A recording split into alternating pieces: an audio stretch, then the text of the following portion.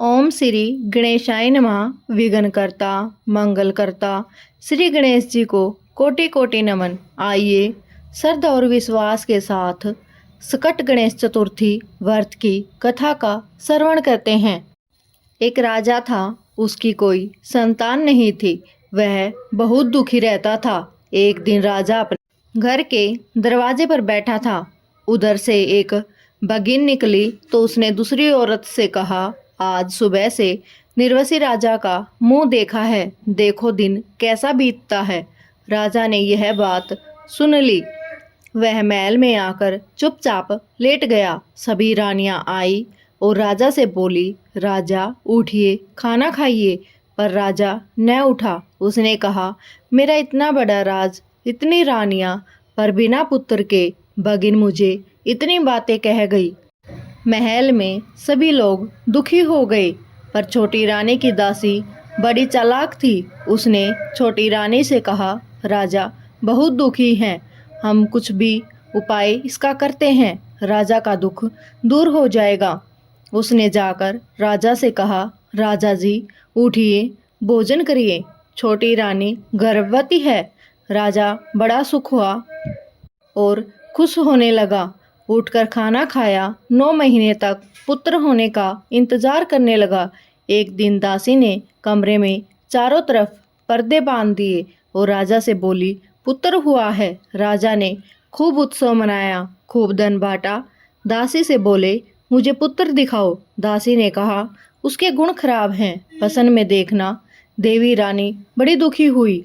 दासी ने कहा, अब राजा को तुम्हारे झूठ का पता चल जाएगा तो तुमको भी मरवा देंगे और मुझे भी मरवा देंगे। दासी ने कहा, रानी देखते जाइए।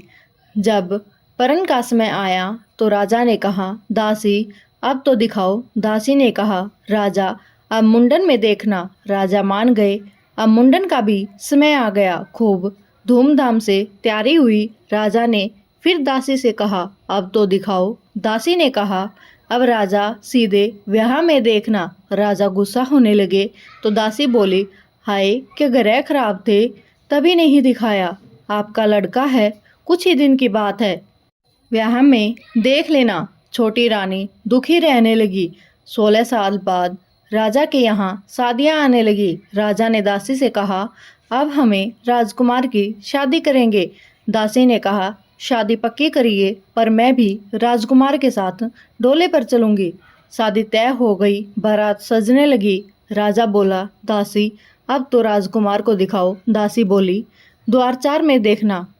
राजा फिर चुप हो गए। दासी ने एक बड़ी थाली में तिल और गुड़ मिलाकर एक लड़का लिटाया और उसको ढककर डोली में बैठकर बारात में चल।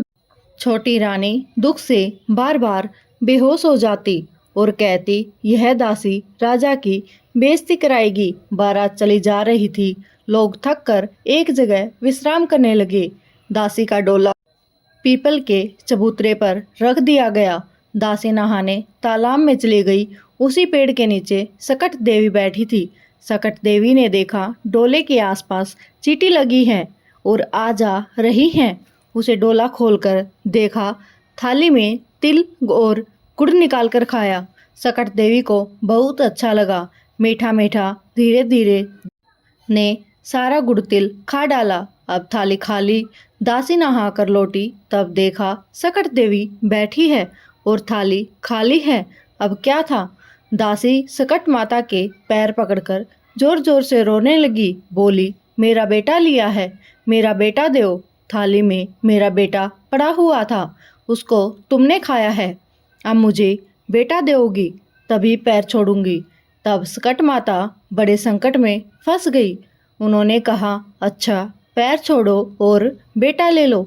16 साल का सुंदर कुंवारा सकट देवी ने दे दिया।